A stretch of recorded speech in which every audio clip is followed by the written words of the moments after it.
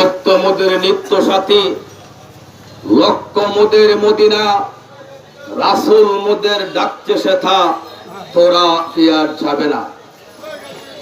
সম্মানিত বাজারবাসী, উপস্থিত আহলে সুন্নাত ওয়াল জামাতের নেতৃবৃন্দ, সকলের প্রতি আমার সালাম। আসসালামু আলাইকুম ওয়া রাহমাতুল্লাহি ওয়া বারাকাতুহু।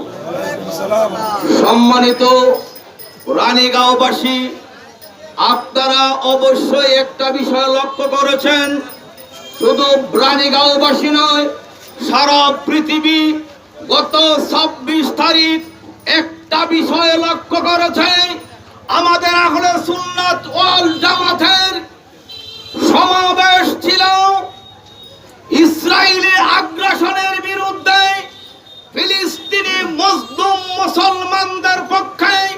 সরওয়ার্দী উদ্যানে আমাদের সমাবেশের অনুমতি দেওয়ার পরও বিভিন্ন টালবাহানা করে আমাদের প্রোগ্রাম বানচাল করতে চেয়েছিল। অবশেষে ঢাকার রাজপথের প্রেস ক্লাবের মধ্যে আমাদের সমাবেশ করার জন্য অনুমতি দিয়েছিল।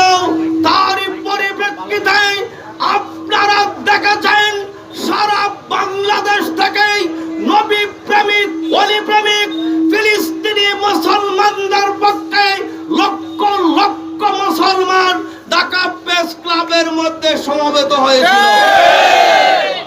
আমরা সরকারি ভাবে যে বিভিন্ন নিউজ করেছে, নিউজের মাধ্যমে আমরা আপনারা দেখতে পেরেছেন কম বেশি 25 লক্ষ সুন্নি জনতার সেখানে সমবেত হয়েছে। অবশেষে আমাদের প্রোগ্রামের সময় ছিল দুপুর 12টা পর্যন্ত।